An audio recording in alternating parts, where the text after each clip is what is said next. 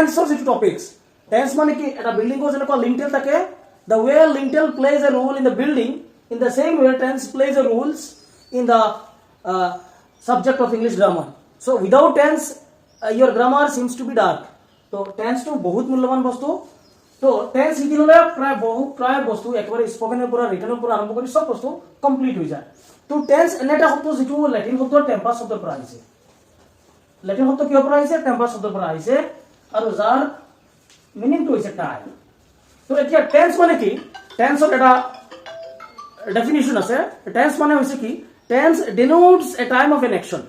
তাৰ মানে মই এতিয়া কাম এটা কৰি আছো কি মানে সানডে মই কামটো কৰি আছো ভিডিও বনাই আছো ছাত্ৰসকলৰ বাবে বিশেষকৈ অনলাইন ভিউয়াৰ্স সকলৰ বাবে মই ভিডিও বনাই আছো এইটো কাম তো মই কেতিয়া কামটো কৰি আছো বা আগতে মই কাম কৰিছিলো এই সময় যিটো কামৰ যিটো সময় এই সময়কে সাধাৰণতে ক্ৰিয়াৰ সময়কে কামৰ সময়কে টেন্স বুলি কোৱা হয় তো আমি জানো যে there are 3 types or mainly there are 3 kinds of tenses tense হৈছে তিনি ধৰণৰ নাম্বাৰ 1 হৈছে প্ৰেজেন্ট টেন্স নাম্বাৰ 2 হৈছে পাস্ট টেন্স আৰু নাম্বাৰ 3 হৈছে ফিউচাৰ টেন্স তো present tense number 2 past tense আৰু number 3 future tense. So if anybody asks you that how many types or how many kinds of tenses, then immediately we can give the answer there are 3 kinds of tense: present tense, past tense and future tense. So present tense means whatever the action is going on or which anything is going on at that time present tense is used. Past tense denotes an action that already happened or that happened in the past time. তাহলে present tense মানে কি বর্তমানে কোনো কাম চলি থকা বুঝালে present tense past tense মানে অতীতত যিবিলাক কাম হৈ গৈছে যিবিলাক past tense future tense the action or the work is yet two be done এতিয়াও যিবিলাক কাম কৰাৰ বাকি আছে সাপোজ মই বয়চেছৰ বিষয়ে আলোচনা কৰিম ইয়াৰ পিছত মই নাৰেশনৰ বিষয়ে আলোচনা কৰিম বা অহাকালি আমাৰ স্কুল খোলা থাকিব তো এনেধৰণৰ ক্ষেত্ৰত কি হয় ফিউচাৰ টেন্স এনেধৰণৰ ক্ষেত্ৰত কি হয় ফিউচার টেন্স তো again each tense has 4 aspects. So again each tense has 4 aspects present tense और past tense होइছে আৰু past tense और past tense future tense তাৰ মানে প্ৰত্যেকটো টেন্সৰ past tense আছে তো present tense और past tense होइছে present indefinite or simple present tense present indefinite tense past simple present tense present progressive or present continuous tense present continuous tense বা present progressive tense বাকি তোমালোকে কাখত একেবারে তোমালোকে copy লৈ বহিবা প্রেজেন্ট কন্টিনিউয়াস টেন্স আর present progressive tense present perfect tense আর present perfect continuous tense present perfect continuous tense present perfect continuous tense তো আকৌ মই প্রশ্ন কৈছো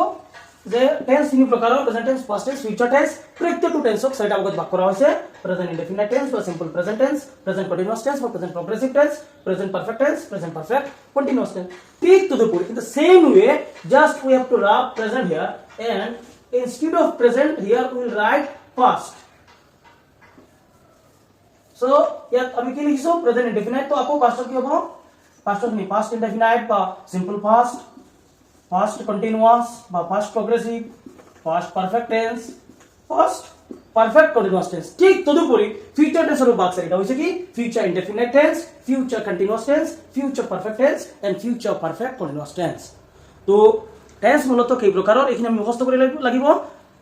তিনি প্ৰকাৰৰ present tense past tense future tense আকৌ প্ৰত্যেকটো টেন্সক again each tense has 4 aspects or each tense has been divided into 4 aspects. The 4 aspects of present tense is present indefinite or simple present, present continuous or present progressive, present perfect and present perfect continuous tense. So then we have to wrap the present where we have to write the aspects of past tense, past indefinite, past continuous, past perfect continuous tense. In the same way, again we have to wrap past tense and we have to write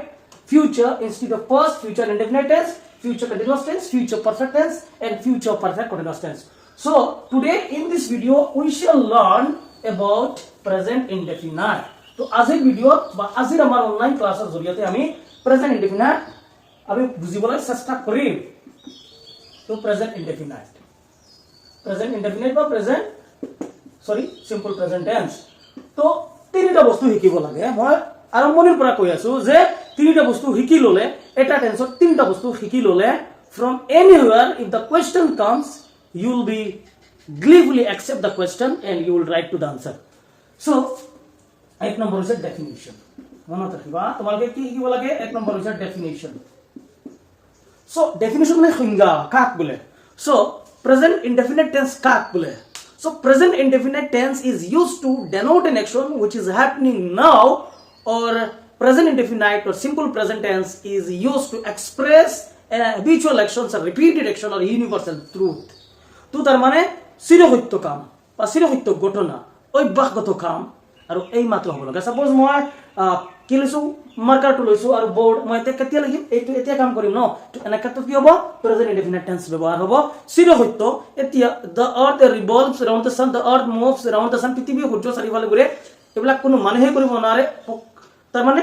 প্ৰকৃতিৰ ফালৰ পৰা ভগৱান ঈশ্বৰ আল্লাহ এইবিলাকৰ তেওঁৰ ফালৰ পৰা যিবিলাক হয় সেইবোৰ হৈছে কি চিৰসত্য ইউনিভাৰ্চেল ট্ৰুথ মানুহ মৰণশীল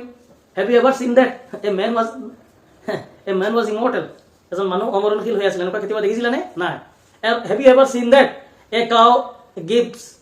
a black milk তোমালোকে কেতিয়াবা দেখিছিলা নে যে এটা গৰুৱে গাখীৰ কলা গাখীৰ দিয়ে নহয় সো গাখীৰ মানে বগা এটো ইউনিভাৰ্চেল কলা কলা কলা কেতিয়াও বগা নহব কলা সদায় কলা থাকিব তো কলাৰ কালাৰটো কি কলা ইয়াৰ পিছত পানী নামনিৰ ফালে যা বৰফ পানী টোপংগে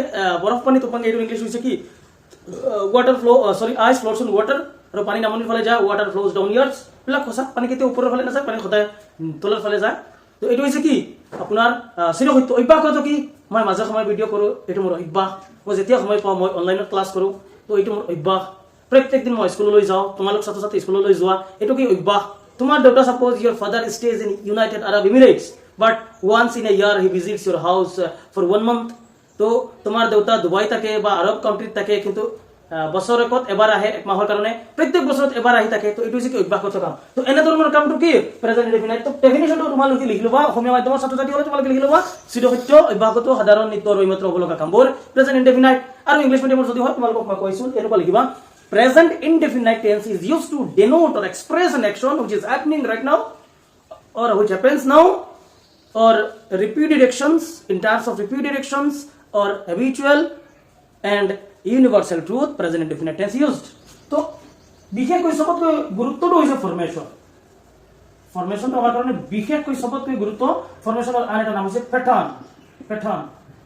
আন এটা নাম হৈছে স্ট্ৰাকচাৰ তো আমি ঘৰ এখন বনাবলৈ হলে আমি প্ৰথমতে তাৰ স্ট্ৰাকচাৰ অনুসৰি আমি ঘৰ বনাও তাৰ ড্ৰয়িং কৰো নহয় নে তো প্ৰত্যেক বস্তু এতিয়া ময়ো মানো মোৰ এটা ফিজিক্যাল স্ট্ৰাকচাৰ আছে তো তোমালোকৰ ষ্টুডেন্ট তোমালোকৰ এটা বডিৰ ফিজিক্যাল স্ট্ৰাকচাৰ আছে তোমালোকৰ স্কুলৰ এটা স্ট্ৰাকচাৰ আছে প্ৰত্যেক বস্তুৰ এটা কি থাকে গঠন থাকে আকৃতি থাকে উদাহৰণস্বৰূপে yesterday I lost my cow যোৱাকালি মই মোৰ গৰুটো হেৰাইছো মোৰ গৰুটো হেৰাই গ'ল suppose I am just going to your house মই তোমাৰ ঘৰত গৈ আছো and I'm asking you have you seen a cow তুমি এটা গৰু দেখিছানে suppose মই তোমাৰ টিচাৰ মই তোমাৰ ঘৰত গৈছো গৈ পেলাই তোমাক সুধিছো কি যে তুমি এটা গৰু দেখিছানে then immediately you will ask the question sir what is the color of your cow যে আপোনাৰ গৰুৰ কালাৰটো কেনেকুৱা অলপ বিৱৰণটো দিও তো at that time মই যদি বিৱৰণ কওঁ যে my cow's color is black and it is a half tail মানে এটো নেজ এটো হাফ হয় তো কটা আছে it is a straight horn আৰু এটো কি আছে এটা খুব স্ট্ৰেট এটা কি আছে হিং আছে এনেকৈ যদি মই তোমালোকক স্ট্ৰাকচাৰ দিও আৰু মই কোৱাৰ ঠিক 5 মিনিট বা 10 মিনিট পিছত বা 10 দিন পিছত যদি তোমালোকে এনেকৈ এটা গৰু দেখা মই যেনেকৈ বিৱৰণ দিছিলো ঠিক তেনেকৈ বিৱৰণৰ যদি এটা তোমালোকে গৰু দেখা তেতিয়ালে কবা এটা কোভিড সাৰৰ গৰু হয় নহয় নে তো ঠিক তেনেকুৱা এই প্ৰেজেন্ট ইনডেফিনিট টেন্স কি আছে এটা ফৰ্মেশন আছে তো প্ৰেজেন্ট ইনডেফিনিট টেন্সৰ ফৰ্মেশন আছে subject plus be1 plus object তো মনত ৰাখিবা প্ৰেজেন্ট ইনডেফিনিট টেন্সৰ ফৰ্মেশনটো কি তাৰ মানে মই যদি এটা কওঁ মোৰ প্ৰেজেন্ট ইনডেফিনিট টেন্সটো হেৰাই গৈছে আৰু তোমালোকক যদি কওঁ যে ফৰ্মেশনটো মোৰ প্ৰেজেন্ট ইনডেফিনিট টেন্সৰ কি আছিল subject plus b1 plus object subject plus b1 plus object তোমালোকে ইমিডিয়েটলি ধৰি লবা যে কি এইটো প্ৰেজেন্ট ইনডেফিনিট টেন্স আমি প্ৰেজেন্ট ইনডেফিনিট টেন্স টো পাইছো আৰু এটা সৰু ৰুল আছে নোটবুক দি লিখিব লাগে যে if the subject is singular number third person of the present indefinite tense or simple present tense then we have to add s or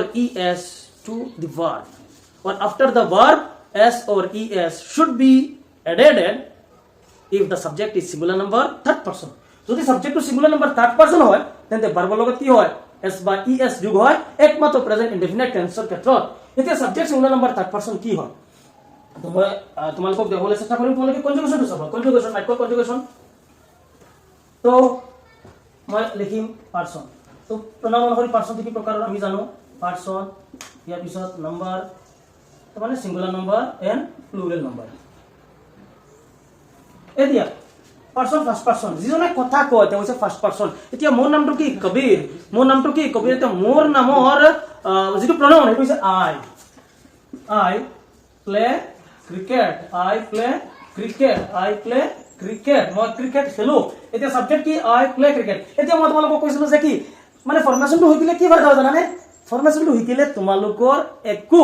তাৰ মানে ডেফিনিশন হিকাৰ কোনো প্ৰয়োজনেই নাই স্ট্ৰাকচাৰ বা প্যাটাৰ্ন বা ফৰ্মেশন হিকিললে তোমালোকে without any doubt without any question you will recognize the tense of the sentence তোমালোকে বাক্য tense টো ধৰিব পাৰিবা তো I play cricket সাবজেক্ট কি I play আমি ভার্ব লিস্ট পঢ়িছিলো ন present past tense past participle verb 1 verb 2 verb 3 তো প্লে হৈছে কি V1 subject plus V1 plus object তো গঠনৰ লগত মিলিছে নে আলটিমেটলি মিলিছে I play cricket এতিয়া I প্লুরাল ফর্ম হৈছে কি we play cricket আমি ক্রিকেট খেলো তো সেকেন্ড পারসন you তো মানে তোমালোকৰ লগত কথা পাতি আছো নহয় নে তোমালোক second person you play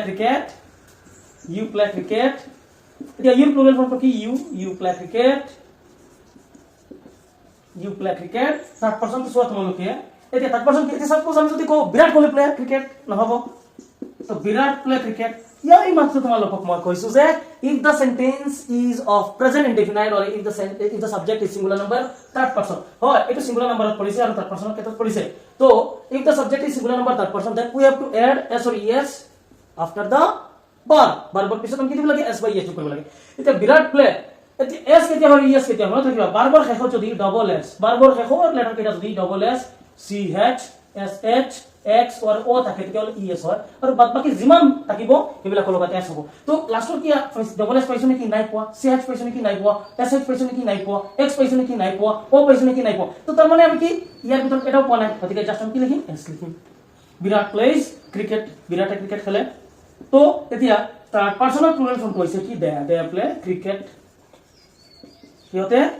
cricket খেলে এতিয়া চোৱা ইয়াৰ যিকোনো এটা স্ট্ৰাকচাৰ তোমালোকে সমাজ দি আছো দে প্লে ক্ৰিকেট দ্যাট হৈছে কি সাবজেক্ট V1 হৈছে প্লে আৰু অবজেক্ট হৈছে কি